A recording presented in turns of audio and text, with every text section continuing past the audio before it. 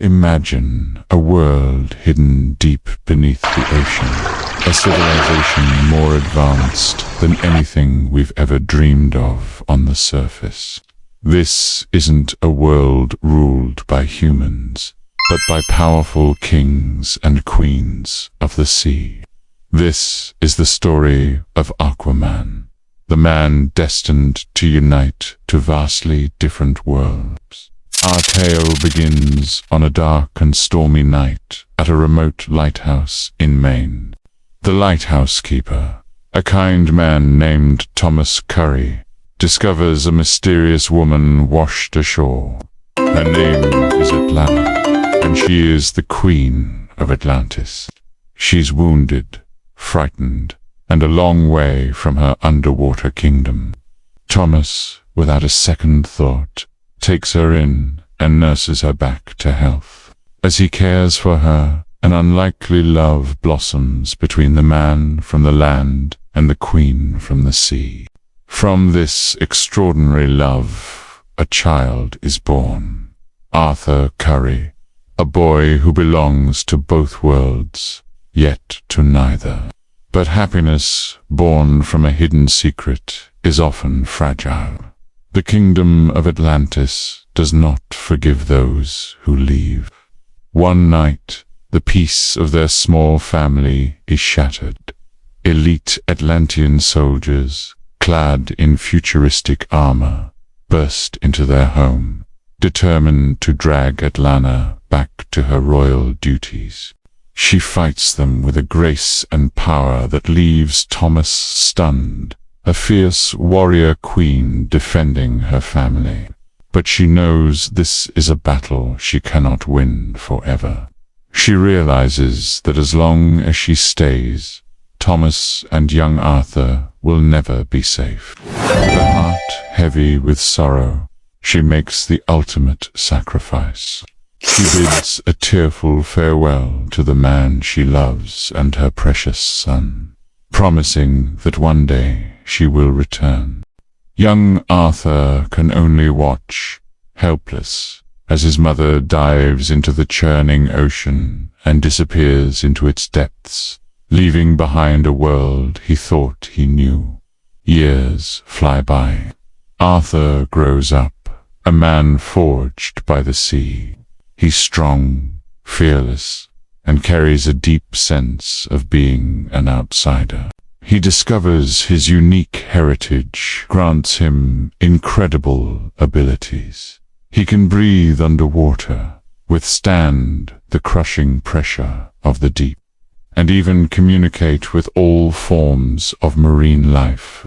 To the surface world, he becomes a myth, a legend whispered among sailors. Aquaman, a mysterious hero who appears from the depths to save those in peril at sea.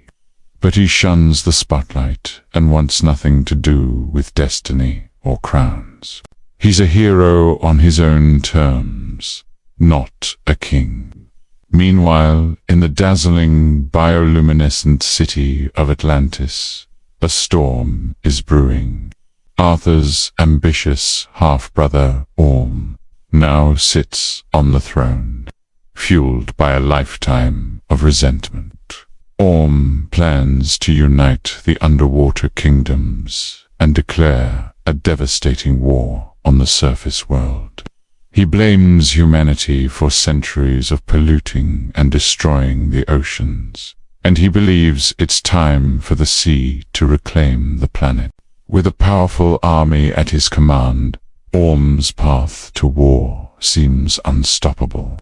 But there is one person who can challenge him, one person who holds a legitimate claim to the throne and possesses the power to bridge the two worlds.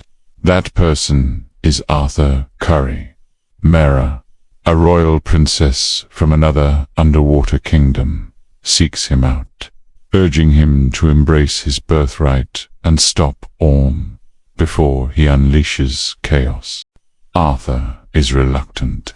He sees himself as a half-breed, an outcast, not a king. He wants no part in the politics of a world that abandoned his mother. But when Orm triggers a massive tidal wave that nearly kills his father, Arthur realizes he can no longer stand aside. The war is coming to his shores, whether he likes it or not. His journey begins, a reluctant hero forced onto a path of destiny. Guided by Mera, Arthur must embark on a perilous quest across the globe to find the legendary lost trident of Atlan. This ancient artifact, once wielded by the first king of Atlantis, is the only weapon powerful enough to command the respect of all 7 kingdoms and prove his right to rule. It is his only hope of stopping Orm's war and uniting the people of land and sea. Their quest is a breathtaking adventure. They journey to the scorching Sahara Desert, following ancient clues left behind by a long-lost Atlantean civilization. There, they uncover a hidden message that points them toward their next destination. But they are not alone. Orm has dispatched elite commandos and the ruthless mercenary, Black Manta, a pirate with a personal vendetta against Aquaman, to stop them at all costs. From the desert sands, their journey takes them to the beautiful coasts of Sicily, where they face off against Black Manta in a destructive, high-octane battle. Arthur's raw strength and Mera's hydrokinetic powers are put to the test as they fight for their lives through the ancient town. Finally, they must brave the Trench, a terrifying, abyss-like kingdom inhabited by hordes of ravenous, monstrous sea creatures. It is a place from which no one has ever returned. Here, in the deepest, darkest part of the ocean, Arthur must confront his greatest fears. It is in this terrifying darkness that he proves his courage and worthiness, not just as a fighter, but as a true protector of the sea. Passing through the trench, they discover a hidden sea, a lost world at the center of the earth. And there, against all odds, Arthur finds his mother, Atlana, alive. She had been sacrificed to the trench, but managed to survive, waiting for years in this secret paradise. Their reunion is a powerful, emotional moment that heals a lifelong wound in Arthur's heart.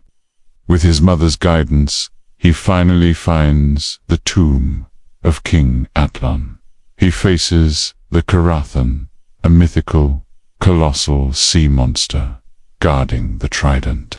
But where others saw a beast, Arthur sees a living creature. P communicates with it, not with commands, but with understanding. The Karathan, recognizing him as the true heir, allows him to claim the trident. As he emerges from the water, trident in hand, clad in the classic gold and green armor, he is no longer just Arthur Curry. He is Aquaman, the king of Atlantis. He arrives at the final battle just as Orm's army is about to overwhelm the forces of a rival kingdom. Riding the colossal Karathan and commanding an army of sea creatures, Aquaman turns the tide of the war. He challenges Orm to a duel for the throne. Their fight is spectacular, a clash of tridents and ideologies. But Arthur, now connected to the entire ocean, is more powerful than ever. He defeats Orm, but chooses mercy over vengeance, breaking the cycle of violence. He shows that a true king unites. He doesn't conquer. With the trident of Atlan raised high, Arthur Curry claims his birthright. The armies of Atlantis kneel before their new king. He has united the 7 seas and brought an end to the war, finally bridging the gap between the land and the ocean. His journey from a lonely outcast to a reluctant hero, and finally to a wise king, is complete. He is the protector of the deep, a beacon of hope for both his worlds. That's the story of Arthur Curry, a man with a human heart and Atlantean blood. He's strong, he's tough, but he's also running from a destiny he never asked for. He lives a simple life on the surface, content with helping people one shipwreck at a time. But beneath the waves, a storm is brewing. His past is about to catch up with him in a way he never could have imagined. The ocean itself seems to deliver a message. Rising from the depths is Mera, a princess from the underwater kingdom of Zebel, with fiery red hair that flows like a vibrant current. She's a warrior through and through. She finds Arthur and brings him dire news. His half-brother, Orm, now the ruler of Atlantis, is consumed by hatred for the surface world. He plans to unite the 7 underwater kingdoms, forging them into a single, unstoppable army to declare war on humanity. Mera believes Arthur is the only one who can stop him, the only one who can bridge the 2 worlds. Arthur is skeptical. He's always seen himself as an outcast, the son of a lighthouse keeper and an Atlantean queen. He wants nothing to do with Atlantis, a place that rejected his mother and, by extension, him. But Mera is persistent. She tells him of a legend, a path to power that can challenge Orm's claim to the throne. The lost trident of Atlan, this mythical weapon, forged by the first king of Atlantis, can only be wielded by the true heir. It's not just a weapon. It's a symbol, a key that commands the respect of the entire ocean. Reluctantly, Arthur agrees. He knows the threat Orm poses is real, and deep down, he feels a responsibility to the mother he barely knew. And so, their epic quest begins. It's a journey that will test them in every way possible, pushing them to their absolute limits. They're not just looking for a trident. They're uncovering a history that has been buried for centuries, a history that is Arthur's own. Their first clue takes them not into the ocean's depths, but to the scorching heat of the Sahara Desert. It seems impossible. What could an ancient seafaring civilization have to do with the driest place on Earth? But Atlantis was once a great land-based empire before it sank beneath the waves. Here, amidst endless dunes and forgotten ruins, they must find an ancient outpost that holds the key to the trident's locations. It's a race against time, as Orm's forces are hot on their trail, determined to stop them at any cost. Inside a hidden chamber, buried beneath the sand for millennia, they find it. Not a dusty old scroll, but a piece of incredible Atlantean technology. Activating a hidden mechanism, a stunning holographic map springs to life, its ethereal blue light filling the ancient space. The projection reveals the path forward, a complex series of coordinates and forgotten sea routes. The map is a ghost of a lost world, a beautiful and haunting reminder of the power and knowledge that Atlantis once possessed. This is the moment Arthur truly begins to understand the scale of his heritage. He's not just the son of a queen. He's the descendant of a civilization far more advanced than he could ever have dreamed.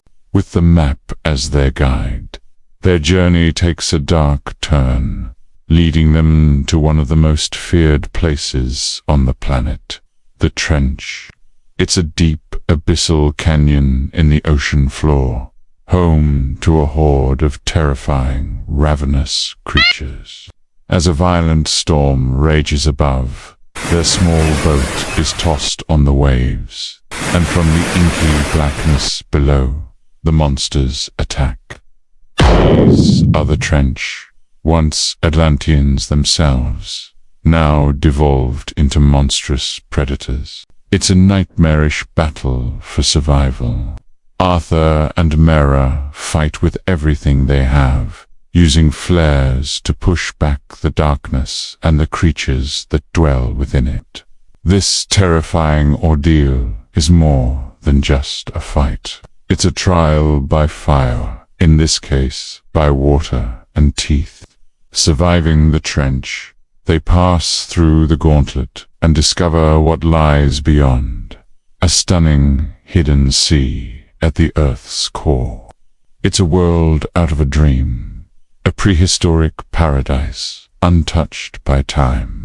The entrance is a breathtaking tunnel of bioluminescent life, glowing with every color imaginable. This secret ocean is where Atlan, the first king, went into self-imposed exile. It's a living museum, a world of impossible beauty and even more impossible danger. They have finally reached the final destination of their quest. The trident is near, but it is not unguarded. And then they see it. Guarding the trident is the Carathon, a mythical sea monster of colossal size, the last of its kind. She is ancient, powerful, and has been the loyal guardian of the trident since Atlan himself placed it there. Many have tried to claim the weapon. All have failed. The Carathon speaks in a language so old that only a true-born Atlantean of royal blood can understand it. She scoffs at Arthur, seeing him as another unworthy pretender, a half-breed. This is Arthur's final test. It's not about strength, but about worthiness. He doesn't fight the Carathon. Instead, he speaks to her, sharing his heart, his doubts, and his desire to protect both his worlds. His honesty and his noble heart convince the ancient creature. The Carathon sees in him not the arrogance of a conqueror, but the humility of a true king. She allows him to pass, and there it is, resting in the skeletal hand of King Atlan himself, legendary trident. As Arthur reaches out and takes it, the weapon erupts in a blinding golden light. The power of the ocean surges through him. He is no longer just Arthur Curry. In this moment, he dons the classic gold and green Atlantean armor, finally accepting his destiny. He is Aquaman, armed with the trident and a newfound purpose. Arthur returns to Atlantis to confront Orm. What follows is a war of staggering proportions. Armies of Atlanteans, riding giant armored sharks and sea dragons, clash in a spectacular underwater battle. The ocean becomes a battlefield of light, sound, and raw power. Arthur, wielding the trident of Atlan, commands the sea itself, turning the tide of the battle by calling upon every creature of the ocean, including the terrifying Trench. In the midst of this chaos, the two brothers meet for their final, epic confrontation. It's a dazzling duel of tridents, a clash of ideology and birthright. Orm fights with rage and a lifetime of perceived entitlement. Arthur fights with composure, clarity, and the strength of his convictions. The fight is intense, with waters swirling around them in slow motion, ballets of destruction. But Arthur's connection to the ocean, amplified by the trident, gives him an edge Orm cannot match. In the end, Arthur disarms Orm, defeating him. But instead of delivering a final blow, he shows mercy. He spares his brother's life, proving that true strength lies not in power, but in compassion. He breaks the cycle of violence that has plagued his family and his kingdom. He offers Orm a chance at redemption, an act that solidifies his claim as a wise and just ruler in the eyes of all who witness it. As the battle subsides and the ocean calms, Mera stands by his side. Before the assembled armies of Atlantis, she raises the trident and crowns him. Arthur Curry, the outcast, the half-breed, has finally come home. He rises from the depths, standing tall above the waves as the new king of Atlantis. The throne shines behind him, a symbol of a new era. He is no longer caught between two worlds. He is the bridge that unites them. He has embraced his heritage, his identity, and his destiny. He is Aquaman, king of the seven seas, and his reign has just begun.